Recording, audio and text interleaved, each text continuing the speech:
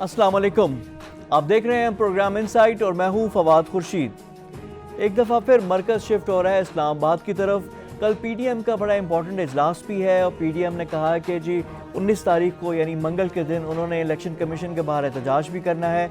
मामला है foreign funding के केस का और कल इलेक्शन कमीशन ने पाकिस्तान पीपल्स पार्टी और PMLN इनको भी बुला लिया है। मरियम नवाज़ पहुंच गई हैं इस्लामाबाद, वो भी वहाँ पे मौजूद होंगी।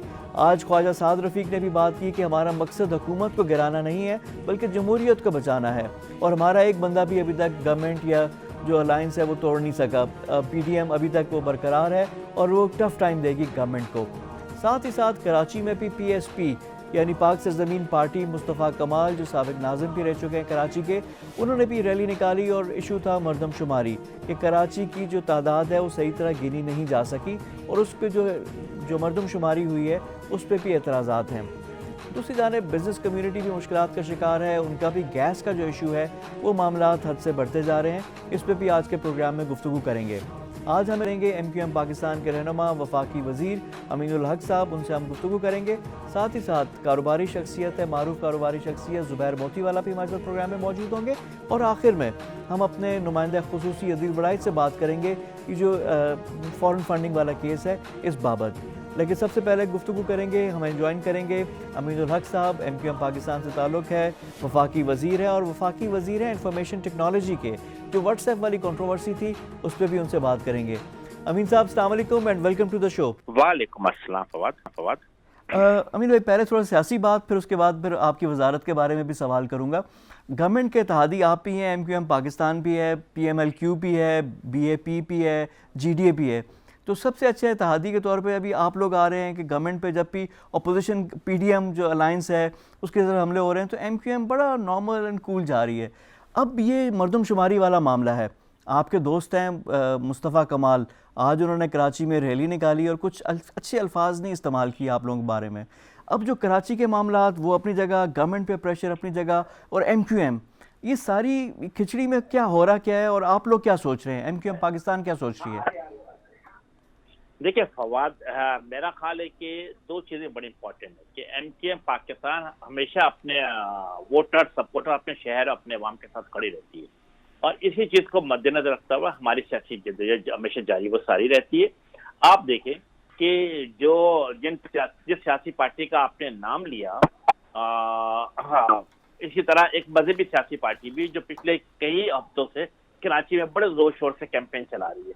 लेकिन क्या ही अच्छा होता, अभी उनके माजी के बारे में बात नहीं करता मैं, लेकिन मुस्तकबिल की तरफ जाता हूँ कि क्या ही अच्छा होता है कि अगर वो जो कैबिनेट का डिसीजन हुआ है उसको भी पढ़ लेते। तो मेरा ख्याल है कि ज्यादा बेहतर तरीके से उनको पता लगता है क्या सूरत हाल है।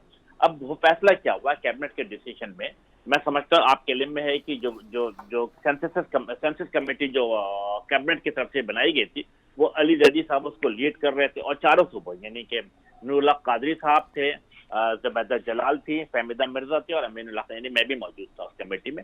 हमने चार चीजों को फाइनलाइज किया और चार चीजें क्या थी मैं बहुत ही कट शॉर्ट करके आपको बता देता हूँ कि सबसे पहले तो ये फैसला हुआ कि तमाम लोग जो कमेटी में मौजूद थे उन्होंने 2017 के सेंसस पे अपने शदीद रिजर्वेशन का इज़हार किया, ताहम इसे एज ए फाइनल रिजल्ट के साथ पे एक्सेप्ट किया है।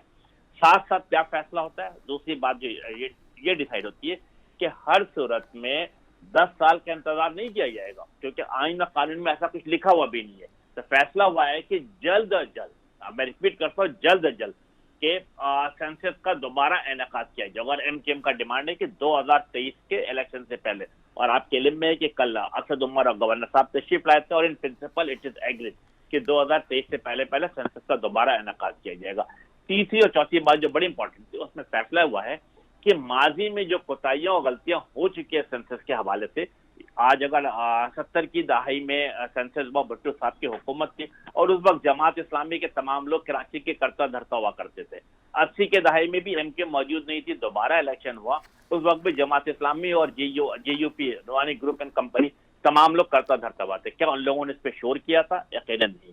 इसी तरीके से अगर आपने जिस सियासी पार्टी का नाम लिया, कमाल और जमाल साहब की पार्टी का, तो आप देखें कि ये वो लोग हैं जिन्होंने MQM तो होती कि प्रेस कॉन्फ्रेंस भी की, ऐवान में भी इसके खिलाफ आवाज उठाया और सुप्रीम कोर्ट ऑफ पाकिस्तान में पिटीशन भी दाखिल की हुई है सेंसस के हवाले से। लेकिन जमाल और कमाल की पार्टी क्या थी वो उन्होंने पिटीशन दाखिल किया और 4 दिन बाद पिटीशन सेंसर के खिलाफ वो वापस भी ले ली। इसका मतलब कि सिर्फ और सिर्फ वो पॉलिटिकल बार्गेनिंग करना चाहते अच्छा, हैं। लेकिन अमीन और भाई जो आपने मैं कर जी दूं, मैं एक और एक मैं ज़िमनन कर दूं। सवाल बड़ा इंपॉर्टेंट है कि जो आपने बात की है उसमें तो ये हुआ कि जो सेंसस है वो तो मान लिया आप लोगों ने, लेकिन अब ये जो सेंसस हुआ तो आपने कहा अगला बेहतर होगा और इलेक्शन से पहले होगा। अब बल्दियाती हो नहीं पा रहे, बल्दियाती इंतखाबात क्या इसी पे होगा जो आप लोगों ने मान लिया है? अब ये बड़ा एक सवाल है। दूसरा ये है कि कराची की आबादी जो सबसे मेजर मसला आप रिप्रेजेंट कर रहे हैं, मेन कॉन्स्टिट्यूंसी कराची होती है, शहरी इलाके जो सिंध के हैं वो अगर आप लोगों ने मान लिया और अगले में अगर डिले हो गया, जो पिछला सेंसस था वो भी कितना, यानी आप कह लें कि 17 साल 18 साल का इंतज़ार करना पड़ा, ज़्यादा का इंतज़ार करना पड़ा, फिर जाकर ये हुए, तो ये तो फिर बड़े सीरियस चीज़ें हैं, ये तो फिर कुछ भी नहीं होगा। इतनी आसानी से क्यों मान गए आप लोग?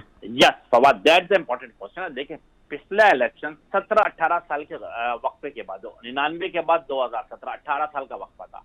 एमकेएम पाकिस्तान क्या कहती है कि 18 साल का वक्फा पहले तवील हो चुका, अब मजीद सेंसस को आगे ना बढ़ाया जाए बल्कि 2022 में इसका सेंसस करा दिया जाए।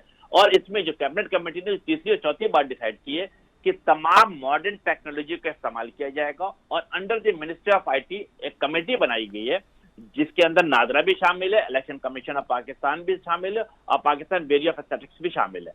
तो हम इसको मॉडर्न टेक्नोलॉजी के साथ इंशाल्लाह ताला हल करने की कोशिश करेंगे। दूसरी इंपॉर्टेंट बात आपने की, क्या बलदियाती इलेक्शन किस इश्यू पर होगा, इस पे हमारी हुकूमत के साथ बातचीत जारी है। एमकेएम पाकिस्तान की ख्वाहिश है और एमकेएम पाकिस्तान चाहती भी है कि जिस तरह 2018 का इलेक्शन 1999 के मरदमशुमारी की बुनियाद पर वन टाइम कराया गया था, इसी तरीके से दोबारा लोकल गवर्नमेंट के इलेक्शन सिंध के हद तक लाजमी तौर पर 1999 के मरदमशुमारी की बुनियाद पर कराया जाए। तो यस, हम डायलॉग एंड डिस्कशन में इन्वॉल्व है। इन प्रिंसिपल वफाकी हुकूमत यानी पीटीआई भी हमारे साथ है और कल आपने देखा कि जो गुफ्तगू गवर्नर साहब ने की, जो गुफ्तगू असद उमर साहब ने की, it was very good move. और मैं समझता हूँ सबों की ख्वाहिश थी कि यस सेंसस कराया जाएगा और इसके लिए ये भी वादा किया गया कि इस बजट के अंदर इंशाअल्लाह ताला पैसे भी मख्तस कर दिए जाएंगे सेंसस के दोबारा इनेकाद के लिए। सर पैसे किस किस के लिए मकसद करेंगे? बड़े सीरियस इश्यूज़ हैं और हम कहेंगे कि इस पे करें, क्योंकि जब तक हमें सही तादाद पता नहीं होगी हम प्लानिंग किस बात पे करेंगे। अब 1999 वाली चीज़ों पे अगर हम 2021 में अगर करेंगे, और बल्दियाती बड़ा ज़रूरी है, बल्दियाती सेटअप और ये चीज़ें, ये भी इंपॉर्टेंट है, इस पर भी बात करेंगे। और साथ साथ अब एक और चीज़ आ रही है, सेनेट का एक इलेक्शन है, वो भी है, और जाहिर बात है सिंध से आप लोगों की जमात भी है, MPs भी है आप लोगों के, तो गवर्नमेंट से क्या बारगेन हो रही है, MQM क्या कर रही है सेनेट के इंतखाबात के लिए? देखिए, एमकेएम ऐसे मौके पे कि बार्गेनिंग नहीं बल्कि सच और हकायक के हवाले से गुफ्तगू करती है। सच और हकायक यही है कि अगर पीटीआई, एमकेएम और जीडी आपस में मिलकर इलेक्शन लड़ती है तो यकीनन इन तीनों पार्टियों को फायदा पहुंचेगा। मसलन टोटल 11 सीटें सिंध के अंदर मौजूद है। अगर ये जो अदवी तादाद है एमपीएस की, उसके हिसाब से ऐसा महसूस होता है कि पाकिस्तान पीपल्स पार्टी के पास 6 सेनेट की सीटें जाएंगी और अगर ये तीनों पार्टी आपस में अलायंस करती हैं तो इनके पास 5 सीटें आएंगी, जिसमें इस बात की वादा तौर पर जैसे पेशन गोई की जा सकती है कि 2 पीटीआई को मिलेगी, 2 एमकेएम को मिलेगी और 1 जीडीए को मिलेगी। तो इसके अंदर मेरा ख्याल है कोई ब्लैकमेलिंग, कोई बल्कि इसमें एक सिंसियरिटी का मुजाहरा करना होगा। सबको एक दूसरे के साथ मिलकर आगे बढ़ेंगे तो यकीनन कामयाबी, मेरा ख्याल है कि ये जो एंटी पीपल्स पार्टी गवर्नमेंट है या सिंध की जो करप्ट और नाहल हुकूमत है उनके खिलाफ अगर इत्तेहाद बनाया जाएगा तो मैं समझता हूँ सब लोग कामयाब होंगे। अच्छा, और इसी तरह जो पीडीएम है वो भी इत्तेहाद है गवर्नमेंट के खिलाफ, वो कहते हैं कि गवर्नमेंट की परफॉर्मेंस नहीं है। अब आप कह रहे हैं सिंध गवर्नमेंट की परफॉर्मेंस नहीं है, तो परफॉर्मेंस है कहाँ पे आ रही है? तो तनकीद और अभी ये 19 को क्या होने वाला है? कोई मेजर चीज़? आप ही जारी बात है सियासत ही करते हैं, इलेक्शन में वोट लेकर आते हैं, सारा मामलात हैं। ये जो फॉरेन पार्टी फंडिंग वाला है, ये कुछ सीरियस चीज़ नज़र आ रही है आपको? इसमें कुछ है, दम है? फवाद, देखिए, मेरा ख्याल है कि पिछले 30 और 35 साल से बल्कि 40 साल से मैं सियासी वर्कर हूँ और हर एक साल के बाद ऐसा महसूस होता है कि कुछ होने वाला है। और मैं माजी में नहीं जाता हूँ बल्कि अभी पिछले 2 साल को देख ले तो ऐसा महसूस हो रहा था कि मेरा ख्याल है कि बजट के बाद हुकूमत खत्म हो जाएगी। और उसके बाद जब आपको याद होगा कि पिछले साल अक्टूबर में फजलुर रहमान साहब जब कराची से धरना लेकर रवाना हुए तो अगेन ये तासुर दिया जा रहा था कि यस ये मौजूदा हुकूमत का खात्मा हो जाएगा। और फिर आपको याद है कि मरियम सफदर साहबा ने जो ऐलान किया 7 दिसंबर 8 दिसंबर को कि बस ये हुकूमत का खात्मा हो चुका है। लेकिन आप सबने देखा बाकी सियासी बातें सियासी तरीके से चल रही होती हैं, और मैं समझता हूँ कि यह सियासी पार्टी अगर गुफ्तगू करती है तो वो उनका बुनियादी जमहूरी हक है। Let them discuss, let them जो बात करती है उन्हें करने का हक हासिल है। लेकिन जमहूरी तरीक़ेकार क्या है, आईनी तरीक़ेकार क्या है कि यस, पार्लियामेंट को 5 साल मुकम्मल होने दिया जाए और वक्त का अपना इंतजार करें। अगर अवाम जिसे कहते हैं कि दोबारा पीडीएम की तरफ जाती है, मुस्लिम लीग नून की तरफ जाती है या पीटीआई की तरफ जाती है, जो पर्ची बैलेट से निकलेगी उसी का फैसला माना जाएगा। तो मैं समझता हूँ कि बज़ाहिर जो पीडीएम का इतना शोर नजर आ रहा है वो सिर्फ शोर की हद तक है। अमलन आपने देखा कि लॉन्ग मार्च कहीं नजर नहीं आ रहा है, रिजिग्नेशन कहने के बाद दोबारा आपस में लड़ गए। जिस असेंबली के खिलाफ आवाज बुलंद कर रहे हैं, जिसको नाजायज कहते हैं, उसमें फजलुर रहमान साहब ने सदर का इलेक्शन लड़ लिया और अभी तमाम सियासी पार्टी बाई इलेक्शन में हिस्सा लेने जा रही है। जी, अच्छा, अब थोड़ा सा मैं आपकी वजारत के हवाले से भी सवाल करूंगा। एक बड़ा वर्ल्ड वाइड एक चीज़ चल रही है, जो एक एप्लीकेशन है व्हाट्सएप, उसने प्राइवेसी के अपने लॉज चेंज किए। फेसबुक उसने पेरेंट ऑर्गेनाइजेशन है, उससे डेटा शेयरिंग की बात हुई तो दुनिया भर के जो कस्टमर्स हैं, जो सारिफीन हैं, बड़े परेशान हुए। पाकिस्तान में भी बड़ी तादाद में व्हाट्सएप का इस्तेमाल होता है। इंडिया में तो व्हाट्सएप ने जो 10 मेजर अखबारात और जो मीडिया आउटलेट्स हैं वहाँ पर तो बड़े इश्तिहारी मुहिम और पहला पूरा सफ़ा अपने उसमें किया। पाकिस्तान में प्राइवेसी के हवाले से और कस्टमर प्रोटेक्शन और लोगों की प्रोटेक्शन के, डेटा की प्राइवेसी के हवाले से आपकी वजारत क्या कर रही है? देखिए, सबसे पहले तो मैं व्हाट्सएप पे गुफ्तगू कर लूँ। व्हाट्सएप, मेरा ख्याल है कि यस, व्हाट्सएप की तरफ से जो एक ऐलान था कि गालिबन 6 फरवरी 8 फरवरी के बाद तब्दीली आ जाएगी, अब उन्होंने मेरा ख्याल उस ऐलान को वापस भी ले लिया है और उसके एक्सटेंशन गालिबन मई तक कर दिया है। इंपॉर्टेंट बात क्या थी कि उन्होंने वादा तौर पर इस बात की तरदीद की थी कि हमारे जो पर्सनल अकाउंट है और उसमें कोई तब्दीली नहीं की जा रही, बल्कि सिर्फ और सिर्फ बिजनेस अकाउंट में तब्दीली की जाएगी। तो मैं समझता हूँ कि यहाँ तक तो मेरा ख्याल लोगों को मुतमईन रहना चाहिए कि ऐसी कोई तब्दीली नहीं है। इसी तरह जहां तक आपने दूसरा सवाल, इसी में ज़मीनी सवाल पूछा कि मिनिस्ट्री ऑफ आईटी जो है वो डाटा प्रोटेक्शन बिल के हवाले से क्या काम कर रही है। ट्रस्ट मी कि अपनी जो मिनिस्ट्री ऑफ आईटी इसके ऊपर बहुत तेजी के साथ काम कर रही है।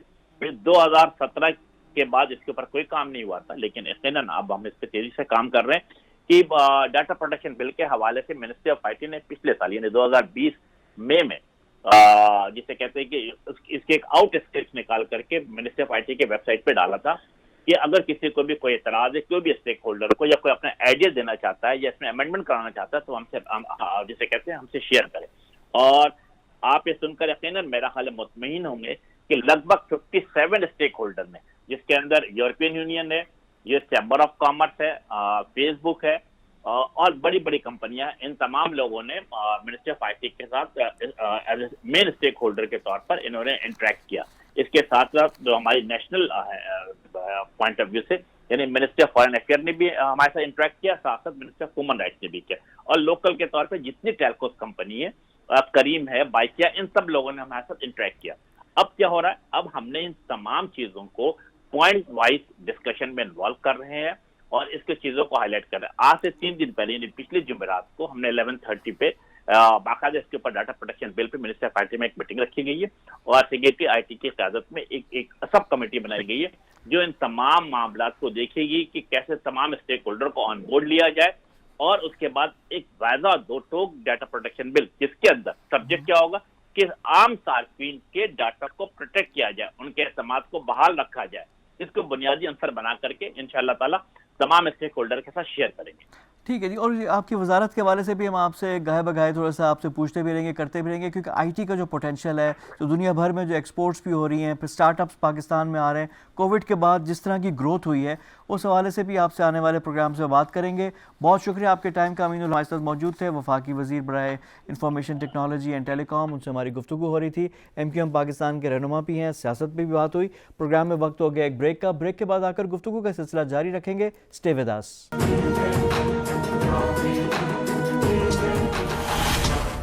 ब्रेक के बाद प्रोग्राम में दोबारा खुश आमदीद। प्रोग्राम में हमें ज्वाइन कर रहे हैं मारूफ कारोबारी शख्सियत ज़ुबैर मोतीवाला साहब।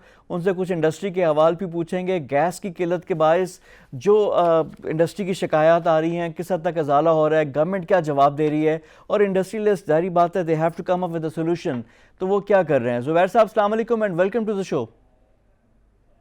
वालेकुम सलाम जी, थैंक यू।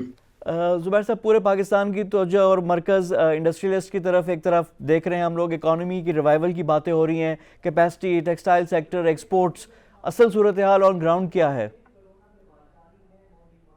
देखिए, असल सूरत हाल ये है कि गैस की इंतहाई कमी है इस वक्त मुल्क के अंदर और पूरी दुनिया में है। देखिए, इसकी तो एक सीधी वाज़ेह मिसाल ये है कि जो आपके जो आरएलएनजी के रेट हैं, वो जब हम बात करते थे कि उन्होंने महंगा लिया और उन्होंने सस्ता लिया, आज पोजीशन ये है कि महंगे सस्ते की बात बहुत दूर हो गई है। अब ये हो गया है कि $28 के अंदर स्पॉट का काम हो गया है आरएलएनजी का इंटरनेशनल मार्केट में, जो हमको $5-5.5 की आती है। इससे पहले इससे भी कम में अवेलेबल थी, वो आज $28 पे पहुंच चुकी है। ये सीवियर विंटर है, फरवरी मार्च के अंदर ये बेटर होगा। लेकिन हमारा जो रोना है कराची के हवाले से वो बिल्कुल मुख्तलिफ है। देखिए, हम ये कहते हैं कि सिंध में 2000 से 2100 MMCF गैस निकलती है, हमें उसमें से 1300 से 1400 MMCF गैस चाहिए। वो जाती है, उन कहते हैं जब फील्ड जब आई थी उस वक्त उसका निजाम था, उसी के हिसाब से हमने उसको चेंज किया और अब आपको जो है उसमें से हम 900 950 आज हमको आ रही है, पहले 1150 1200 थी, फील्ड डिप्लीट हुई और हमारी ये गैस कम हो गई। अब ये कहते हैं कि हमसे आरएलएनजी लो, हमने उनके साथ बहुत देर तक उसके साथ तरद्दुद किया, कोर्ट ऑफ लॉ में गए, हमको हमारी फेवर का फैसला मिला। आर्टिकल 158 के तहत ये बिल्कुल क्लियर लिखा हुआ है हमारे कॉन्स्टिट्यूशन में कि जिस सूबे से गैस निकलती है उनका हक पहला है।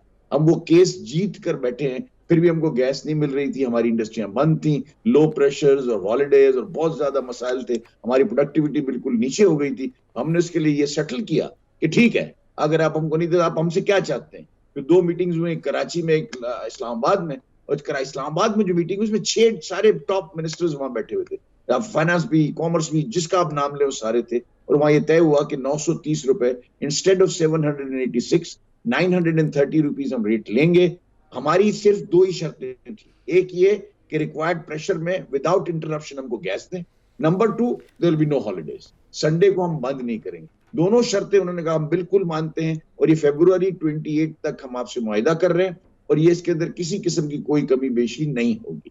अब पोजीशन ये है कि वो 1 महीना और वो 20 दिन वो मुआहिदा चला और आज भी हम 930 रुपए दे रहे हैं, 140 रुपीज ज्यादा दे रहे हैं, लेकिन गैस की सूरत हाल इंतहाई खराब है। आप फेडरल गवर्नमेंट से पूछ लें, आप नदीम बाबर साहब को लाइन पे ले लें, उनसे पूछें कराची का क्या हाल, उनको भी सारा कुछ पता है। अब मसला ये है कि आपकी जो शिपमेंट्स आ रही है आरएलएनजी की, हमारा उसमें से 200 MMCF लिया हुआ गैस है, in spite of the fact हम आर्टिकल 158 में हम उसके पैसे कमिट कर चुके हैं। उन्होंने कहा था कि हम 200 MMCF इंजेक्ट करेंगे, हमने उनसे कहा आप 100 करें, तो हमसे 100 के पैसे ले, तो 854 बनता था। बोले ऐसा नहीं हो सकता, सारा एक्सप्लेन कर दिया, नहीं कर सकते, हम उसको भी देंगे और आपको भी देंगे। हमने कहा सोल्यूशन की बात पूरी हो गई, हमने उसको ठीक है।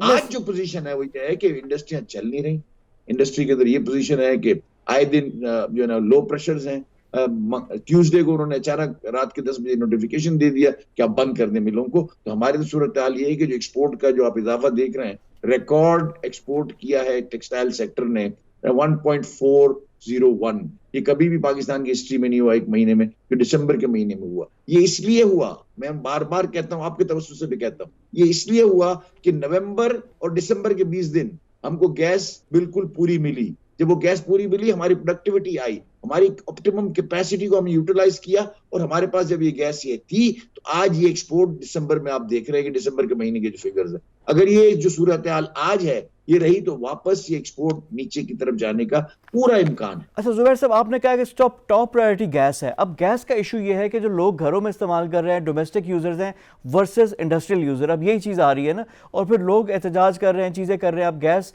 जलाने के काम आ रही है घरों में, घरों का निज़ाम, चूल्हे भी चल रहे हैं। अब ये हमें चॉइस करनी पड़ेगी कि घरों में गैस चाहिए या इंडस्ट्री को दें। आज जो है ना प्रॉब्लम ये है कि उन्होंने फर्स्ट प्रायोरिटी डोमेस्टिक को दी है। रोटी होगी तो घर में गैस चलेगी और गैस पकेगा ना, आपकी एम्प्लॉयमेंट ही नहीं रहेगी, इंडस्ट्री बंद हो जाएगी, तो आपके पास नौकरियां ही नहीं होगी, तो आप गैस घर में क्या करेंगे। तो मैं हरगिज नहीं कह रहा कि घरों को गैस ना दे, लेकिन घरों को जो गैस देने का तरीका है, देखें हमारी जो लाइंस हैं वो रस्टेड हैं, उसके अंदर पिल्फरेजेस हैं, लाइन लॉसेस हैं, चोरी है। आज डोमेस्टिक के अंदर 40% से ज्यादा ये सारे चीजें मिलाकर जो है ना गैस हवा में उड़ रही है। 40% गैस जब आप इसको, यही गैस अगर आप इंडस्ट्री को दे दें और इस सिस्टम को चेंज करें। देखिए दुनिया में कहीं भी थ्रू पाइपलाइन को गैस नहीं मिलती। आज भी जब आप बात करते हैं गैस की, तो 19% लोगों को गैस अवेलेबल है।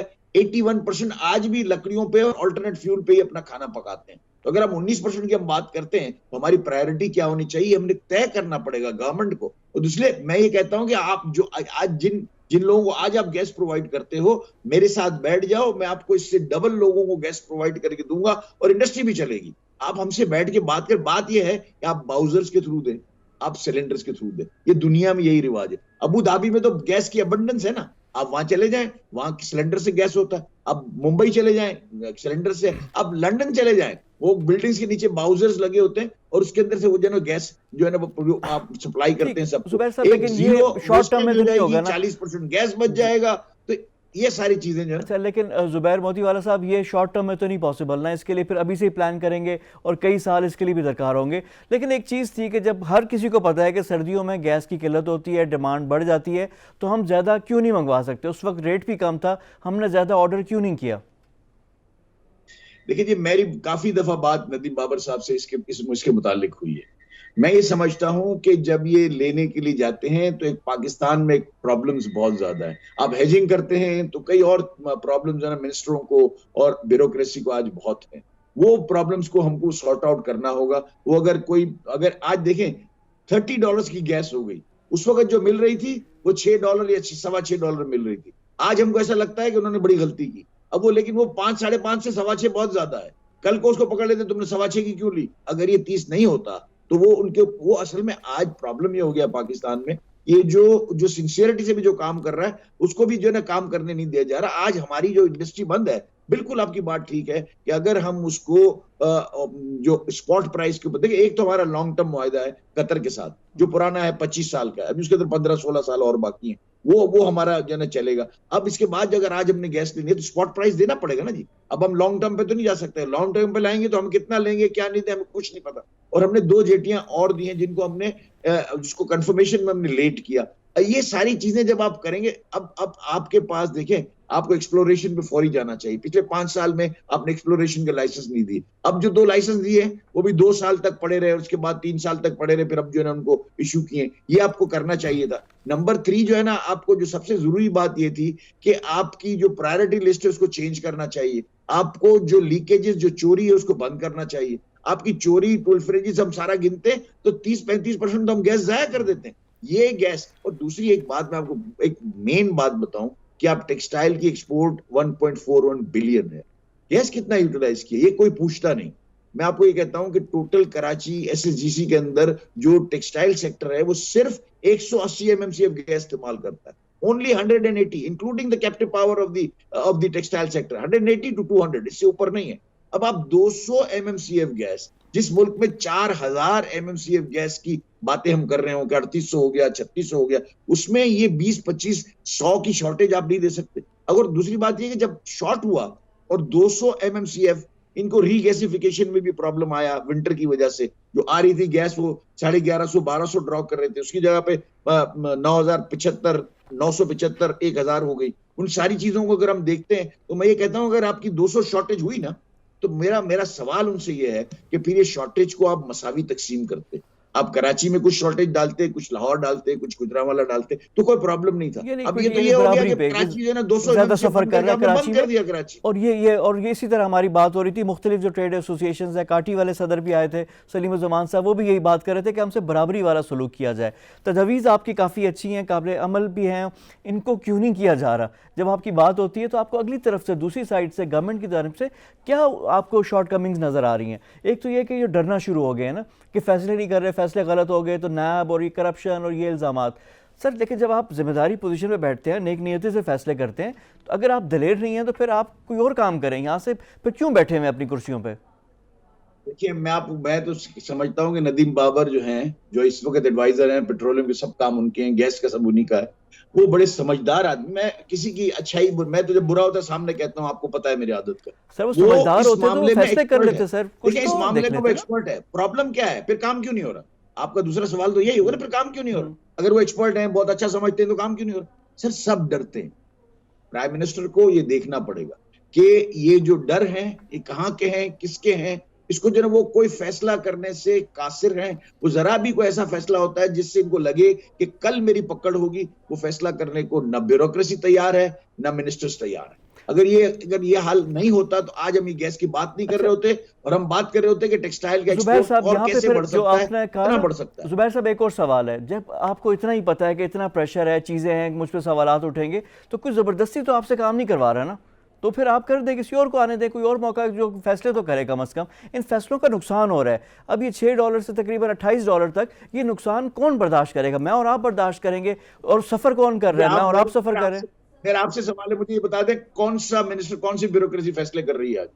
ये सारी चीजें जो रुकी हुई नजर आती हैं, उसको आपको नहीं लगता कि जो है ना, ये सारे लोग जो वो फैसले जो कि प्रेग्मेटिक हैं, वो फैसले जो फ्यूचरिस्टिक है, जिनको फ्यूचर से जिनका ताल्लुक है, आपको कौन सा फैसला होता हुआ नजर आ रहा है? इसके लिए जो है ना कोई लाए अमल बनाना पड़ेगा। हम ये गैस की जब हम बात करते हैं, मुझे तो ऐसा खतरा लगता है कि ये एसएसजीसी का सिस्टम कोलैप्स ना हो जाए, क्योंकि वो हमसे कह रहे हैं कि आप कैप्टिव अच्छा, दूसरी एक बात मैं आपको बताऊं, उन्होंने कैबिनेट में डिस्कशन हो रही है कि कैप्टिव पावर को बंद कर दें, यानी कि कैप्टिव गैस देंगे ही नहीं, जीरो। आज नहीं, फरवरी से गैस हम कैप्टिव को बंद कर देंगे, चूंकि हमारे पास बिजली की जनरेशन बहुत है।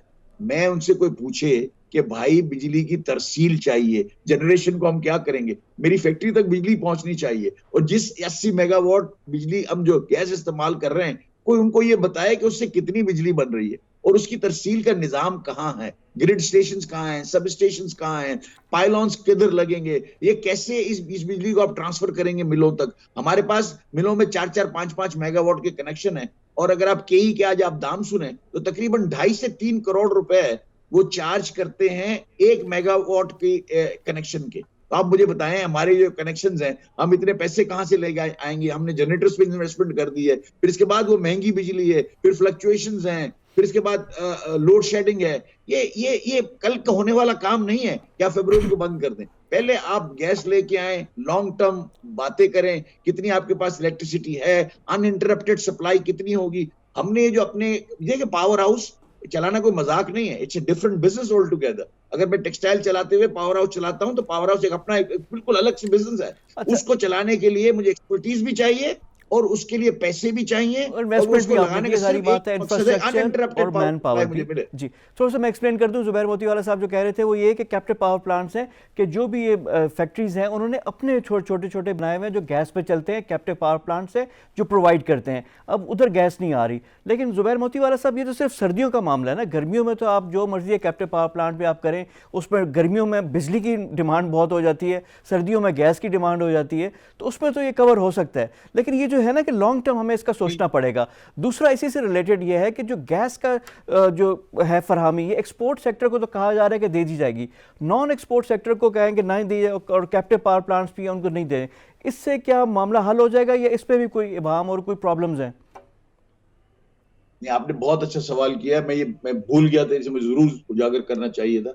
देखें, जो जनरल इंडस्ट्री है वो हमारी सप्लाई चेन है, उनको आप बंद नहीं कर सकते, जनरल इंडस्ट्री। और अब तो उन्होंने एक काम ये शुरू किया है, जो कैबिनेट डिस्कशंस की जो नदीम बाबर साहब ने मुझे बताया है, वो ये है कि कैबिनेट में कुछ मिनिस्टर्स का ये ख्याल है, और कि हमारे पास सरप्लस बिजली है, गैस जो कैप्टिव पावर्स को आप देते हैं उसको कंप्लीटली बंद कर दें। अगर ये बंद करते हैं तो जनरल इंडस्ट्री हो चाहे एक्सपोर्ट इंडस्ट्री हो, ये दोनों को साथ मिलके ही चलना होता है। आप मुझे बताएं कि अगर मैं पैकेजिंग मटेरियल मेरा कहां से आएगा? जनरल इंडस्ट्री के जुमरे में आता है। मुझे जो प्लास्टिक चाहिए, मुझे और कार्टन चाहिए, मुझे बहुत सारी चीजें, मुझे बटन्स चाहिए, मुझे चेन्स चाहिए, ये सारी जो चीजें हैं ये तो जनरल इंडस्ट्री से ही बन के आती हैं। अगर आप जनरल इंडस्ट्री को बंद कर देंगे तो मैं मेरी सप्लाई चेन को आप रोक देंगे, और यही एक्सपोर्ट के साथ आप बड़ा जुल्म हो जाएगा। ये नहीं हो सकता। मैं सिर्फ ये कहता हूं कि देखें, आपके पास आपको नंबर्स की गेम देखनी चाहिए। एक तरफ वजीर आजम साहब ये कहते हैं कि राइटली सो, बिल्कुल ठीक कहते हैं कि हमको एक्सपोर्ट बढ़ानी है। आज हमारी प्रायोरिटी नंबर 1 एक्सपोर्ट है, रजाक दाऊद साहब कहते हैं, और पूरा दिन वो मेहनत भी करते हैं। दूसरी तरफ हम ये बात कर रहे हैं कि हम आपके कैप्टिव पावर बंद कर देंगे। कैप्टिव पावर सिर्फ इसलिए नहीं लगा कि हमको बिजली चाहिए, इसके 2-3 मसले हैं। प्रॉब्लम यह है कि हमको देखें, हमको प्राइसिंग का भी मसला है। अगर आप केई से या वापडा से लेते हैं उसकी प्राइस ज्यादा है, मुझे गैस से कम मिलती है, तो मैं इंटरनेशनल मार्केट में कॉम्पीट कर सकता हूँ। प्लस कंटिन्यूस सप्लाई है, मेरे अपने एक्सपर्टीज है, मैं उसको बंद नहीं होने देता किसी सूरत में भी, 1 सेकंड के लिए भी। हमारे कंटिन्यूस प्रोसेसेस होते हैं जिनके अंदर आप कंटिन्यूस डाइंग प्रोसेस जो है उसके अंदर आप अफोर्ड नहीं कर सकते कि आप उसको चलाएं, बंद करें। जुबैर तो मोतीवाला साहब, आपका आर्गुमेंट सामने आ गया, अब आगे और उसमें बड़ा उसमें है और कुछ काबिल अमल तजावीज़ भी हैं। अब ये बड़ा बैठना ज़रूरी है। आपने कहा नदीम बाबर साहब की आपने तारीफ़ भी की, बात भी की, लेकिन एक्शन नहीं हो रहा है। और एक चीज़ जो एक पैटर्न एक सामने आ रहा है कि जो भी आप लोगों के नाम ले रहे हैं, अब इनको किस चीज़ का डर है? आपने रज़ाक दाऊद का नाम लिया, वो वोट लेकर नहीं आते, वो SAPM है, उनको प्राइम मिनिस्टर ने लगाया हुआ है, एक्सपर्ट है। हफीज़ शेख साहब हैं, उन्होंने किसी से वोट नहीं लेना। इसी तरह आपने नदीम बाबर साहब का नाम लिया, उन्होंने भी वोट नहीं लेना। जब ये एक्सपर्ट हैं, फील्ड के हैं, उनका कोई अवामी बैकलैश और रिएक्शन से भी ताल्लुक़ नहीं है, फिर अगर ये फैसले नहीं ले रहे और यहाँ पर फिर अपनी सीटों पर भी बैठे हुए, फिर यहाँ पर भी सवाल तो बनते हैं इन पर। देखिए, सवाल तो बनता है, लेकिन प्रॉब्लम क्या है कि ये जब सीट से उतरेंगे तो उस बात पे डरते हैं हमारा क्या हाल होगा अगर हमको ऐसे फैसले ले लेंगे। वोटर का प्रॉब्लम नहीं है इनको, जो मिनिस्टर इलेक्ट हो गए उनको कौन सा वोटर का प्रॉब्लम है? ना इनको, इनका वोटर का प्रॉब्लम नहीं है, उनका वोटर का प्रॉब्लम है। तो क्या उन्होंने कोई फैसले किए?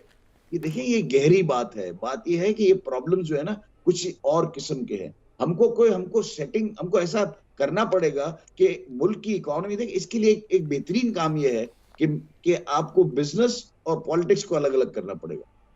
अच्छा, इसी मामले पे ये जो आपने सवाल किया बिजनेस और पॉलिटिक्स, अच्छा जुबैर साहब, यहाँ पे आप लोग जो पॉलिटिक्स को आप कह रहे हैं कि आप प्राइम मिनिस्टर के अलावा भी आप गए हैं बिजनेस कम्युनिटी में, आप भी उस वक्त में थे जो आर्मी चीफ से भी मिले, वहाँ पे भी आप लोगों ने बातें की, उस मुलाकात को भी अब टाइम हो गया, उसका क्या नतीजा निकला है? फिर प्राइम मिनिस्टर से भी आप लोगों की मुलाकातें होती हैं, इन जो आपके जो बड़े हैं इनसे बात करके क्या सोल्यूशन निकल रहा है? देखिए, मैंने प्राइम मिनिस्टर प्रेसिडेंट साहब से भी बात की। अभी कुछ दिनों पहले उनकी मेरी फोन पे बड़ी लंबी गुफ्तगू हुई। मैंने उनसे कहा कि ये सारी बातें हैं, तो उन्होंने कहा जी मैं प्राइम मिनिस्टर को पास जा रहा हूँ और प्राइम मिनिस्टर से मेरी मुलाकात है, तो जो है ना मैं उनको सारी चीजें जो आपने बताई हैं ये इसको मैं करता हूँ अप्राइज और मैं आपको बताता हूँ। तो उसके बाद तो मेरी उनसे कोई बात नहीं हुई, लेकिन उन्होंने हर तरह से मेरे को सवालात किए कि ये कैसे है, ये कैसे। मैंने उनसे सिर्फ एक ही बात कही कि देखें, जो प्रायोरिटी लिस्ट है उसको आप चेंज करें और इंडस्ट्री को नंबर 1 प्रायोरिटी पे ले आए, इसलिए कि इस वक्त जो हमको जरूरत है।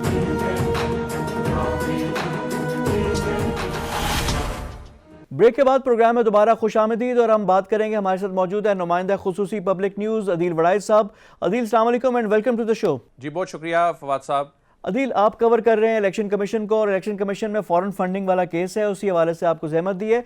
फॉरेन फंडिंग वाला केस जारी बात है 19 की आमद है, अपोजिशन की तरफ से बड़ा प्रेशर भी है, 6 साल से ये केस चल रहा है, तहरीक इंसाफ का इस पर बड़ा मेजर एक स्टेक भी इन्वॉल्व है। ये कितना सीरियस मामला है? सर ये देखें कि पाकिस्तान तहरीक इंसाफ, ये बिल्कुल आपने दुरुस्त फरमाया कि 6 साल से केस चल रहा है, लेकिन ये केस जो है बुनियादी तौर पर इस पे जो काम होना शुरू हुआ वो जब ये 2018 में कमेटी बनी, मार्च 2018 में, और इस कमेटी में जहां तहरीक इंसाफ का केस आया उसी वक्त ही नून लीग और पीपल्स पार्टी के केसेस भी आए। तो असल काम जो है वो कमेटी बनने के बाद जो है वो शुरू हुआ, और अब जब इन केसेस के फैसले आने हैं तो अब ऑलमोस्ट ये आगे पीछे ही इस पे फैसले आएंगे, और ये कमेटी एक JIT की तर्ज पे कमेटी है जो अपनी रिपोर्ट जो है वो इलेक्शन कमीशन को देगी। जहां तक आपका सवाल है ये कितना खतरनाक है, देखें अगर इसे फॉरेन फंडिंग के तनाजुर में देखा जाए तो फॉरेन फंडेड पार्टी के हवाले से कानून में लिखा है कि वो पार्टी डिसॉल्व हो सकती है, लेकिन उसका एक प्रोसेस है। अगर इलेक्शन कमीशन कोई चीज डिक्लेयर करता है तो वो उसमें वफाकी हुकूमत को इख्तियार दिया गया है कि वफाकी हुकूमत इस हवाले से ये डिसाइड करेगी कि आया ये पार्टी फॉरेन फंडेड है या नहीं, और ये मुल्क की सालमियत के खिलाफ तो नहीं कहीं काम कर रही। उसके बाद वो declaration supreme court of Pakistan के पास चला जाता है, और सुप्रीम कोर्ट ऑफ पाकिस्तान में जाके ये केस चलता है। तो यानी फॉरेन फंडिंग की हद तक तो ये होता है। लेकिन पाकिस्तान तहरीक इंसाफ की जो लीगल टीम है फवाद साहब, वो अब उस ग्राउंड पे खेल रही है जो बजाहिर उनसे बात करके नजर आता है कि वो ये कह रहे हैं ये फॉरेन फंडिंग का केस नहीं है, ये प्रोहिबिटेड फंडिंग का केस है। और प्रोहिबिटेड फंडिंग में जो तमाम सियासी जमातें हैं उनका ऑपरेट करने का जो अंदाज है, अगर नजला गिरेगा तो इसके जो कॉन्सिक्वेंसेज हैं वो फिर सबको भुगतने पड़ेंगे, और उसमें मैक्सिमम जो है वो कॉन्फिस्केशन वो उस जो अमाउंट की है या जो अकाउंट्स हैं उनसे मुतल्लिक है, उसमें पार्टी के हवाले से कोई नुकसान नहीं है। बड़ी इंपॉर्टेंट आपने बात की है, मैं इसको जरा एक्सप्लेन भी करना चाहूंगा। ग्राउंड पे खेल रही है अदील, यानी जो पाकिस्तान तहरीक इंसाफ है वो कह रहे हैं कि जी ममनुआ है ये, यानी गैर कानूनी नहीं है, ममनुआ फंडिंग है और जितनी भी है वो कर लें। अच्छा, यहाँ पे जो तहरीक इंसाफ ने कहा कि एजेंट्स की गलती है, एजेंट्स पे जो मामला डाल रहे हैं वो और ये प्रोहिबिटिव, लेकिन अगर इसको अगर देखा जाए और उसको कहा गया कि नहीं ये फॉरेन फंडिंग है, तो क्या हुकूमत अपने आप को खुद जज करेगी? क्योंकि उसी पार्टी की हुकूमत है तो वो कैसे जज कर सकती है? ये सारे सवालात हैं, क्वेश्चंस हैं, इनके क्या आंसर हैं? जी, ये तो कानून कहता है जी, ये तो पॉलिटिकल पार्टीज ऑर्डर 2002 भी ये कहता था। उसके बाद जब इलेक्शन एक्ट 2017 ने उसको उसकी जगह रिप्लेस किया तो उसमें भी ये है कि जो हुकूमत वक्त होगी, यानी ये वजारत दाखिला की डोमेन में आता है, यानी ये मामला शेख रशीद की वजारत के पास आता है, ये कानून ये कहता है। लेकिन अब जो पाकिस्तान तहरीक इंसाफ है वो ये कह रही है कि ये फॉरेन फंडिंग का, पहली तो बात है ये केस नहीं है, प्रोहिबिटेड फंडिंग का केस है। और प्रोहिबिटेड फंडिंग के हवाले से ये कहा जा रहा है कि जो नून लीग के हवाले से खासतौर पे बात करें तो उनकी जो फंडिंग के हवाले से जो चीजें चलती रही हैं माजी में, जो चीजें वो इलेक्शन कमीशन में लेकर आ रहे हैं, वो भी और खासतौर पे पीपल्स पार्टी की भी बात करें। जो आपकी बात है उसमें यह है कि यानी अगर ये उसमें प्रोहिबिटिव फंडिंग है तो जुर्माना हो जाएगा, फाइन हो जाएगा और मामला फिर इधर से आगे जाएगा। लेकिन आपने भी हवाला दिया PMLN का, और पीपल्स पार्टी भी, कल इलेक्शन कमीशन इनको भी बुलाया है, तो PMLN का केस और PTI के केस में क्या फर्क है? जी, ऑलमोस्ट इन तमाम के जो केसेस हैं उसमें बहुत सारी चीजें मुश्तरक हैं। ये तमाम सियासी जमातें जब ओवरसीज पाकिस्तानियों से चंदा इकट्ठा करती हैं तो बिरून मुल्क में लिमिटेड लायबिलिटी कंपनियां बनाती हैं, फिर ये एजेंट मुकर्रर करती हैं। यही एजेंट जो है वो नून लीग भी मुकर्रर करती है, पीपल्स पार्टी भी मुकर्रर करती है, तहरीक इंसाफ भी मुकर्रर करती है। और इस एजेंट का काम होता है वो जो फंड्स की जो कलेक्शन है और उसके बाद आकर फिर वो क्योंकि वहां के जो कवानीन है उनके तहत वहां पर ये कंपनियां रजिस्टर कराना बिरून मुल्क में लाजमी होता है।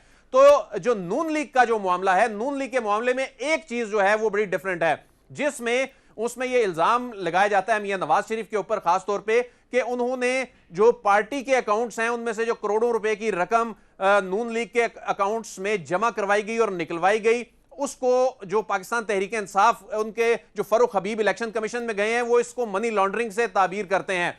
इसी तरह पाकिस्तान पीपल्स पार्टी की बात करें तो ये दोनों जमातें जो हैं इनको इलेक्शन कमीशन ये बार बार कह रहा है कि CNIC लेके हैं उन लोगों के जिन्होंने चंदा दिया है, उन लोगों की शनाख्त करवाएं कि क्या ये लोग वाकई पाकिस्तानी थे। तो अभी तक इन दोनों जमातों की जानिब से वो शनाख्ती कार्ड नंबर और वो जो डाटा और वो जो ट्रेल है वो दी जानी बाकी है।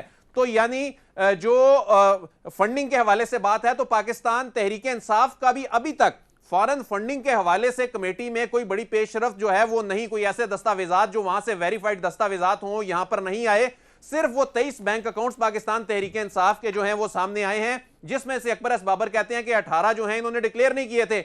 लेकिन कानून में ऐसी कोई चीज मौजूद नहीं है जो इलेक्शन एक्ट में कि अगर ये अकाउंट डिक्लेयर नहीं करते तो उसके नतीजे में क्या होगा। तो उसके नतीजे में माहिरीन यही समझते हैं कि ज्यादा से ज्यादा कॉन्फिस्केशन हो जाएगी, ज्यादा से ज्यादा वो जो अमाउंट है वो जब्त की जा सकती है। तो अब पाकिस्तान तहरीक इंसाफ जो है वो इस ग्राउंड पे खेल रही है। अब कल ये पेशी जो है जो नून लीग और पाकिस्तान पीपल्स पार्टी की भी होनी है, उसके फिर तकरीबन एक रोज बाद जो है पाकिस्तान तहरीक इंसाफ की भी होनी है। अब ये कमेटी हफ्ते में 3 दिन बैठ रही है।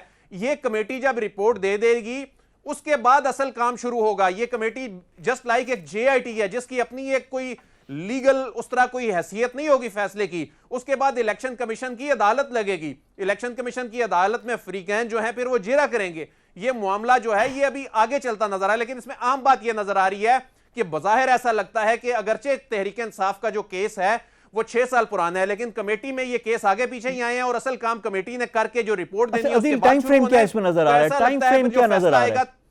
अदिल टाइम फ्रेम क्या है इसका, कब तक ये सारा वाइंड अप हो जाएगा? जी असल में तो जिस तरह देखें पैनामा केस में एक JIT थी जिसके पास 2-2.5 महीने थे, 3 महीने थे। इसी तरह इस JIT ने, इस कमेटी ने जो काम करना है उसके बाद तो असल में अदालत लगनी है इलेक्शन कमीशन में, तो इसमें महीनों भी लग सकते हैं, क्योंकि यही वो इलेक्शन कमीशन है ना जी कि जो 6 साल से आखिर पाकिस्तान तहरीक इंसाफ का केस सुनता आ रहा है। और अब तो जब कमेटी की फाइंडिंग आ जाएगी और उसके बाद जब वो इलेक्शन कमीशन की अदालत में जब चीफ इलेक्शन कमिश्नर और अरकान जब इसको सुनेंगे तो उसके बाद तो इसमें हफ्तों भी लग सकते हैं, महीनों भी लग सकते हैं। ये तो फ्रीकैन की दिलचस्पी पे डिपेंड करता है। अगर इल्तवा लेते रहेंगे तो ये मामला जो है ये पहले की तरह सालों तक भी जा सकता है। लेकिन बाजार ऐसा लगता है कि अब जो फैसला आएगा इन तीनों सियासी जमातों का इकट्ठा आएगा और उसके नतीजे में जो ऑपरेट करने का तरीकाकार है, इनका पैटर्न है ऑलमोस्ट एक जैसा है। इनकी अपनी LLC कंपनियां हैं, ओवरसीज से ये पैसे लेते रहे हैं, मुमासिलत है जो सारी चीजों में होगा। पैसे लेने में कोई जी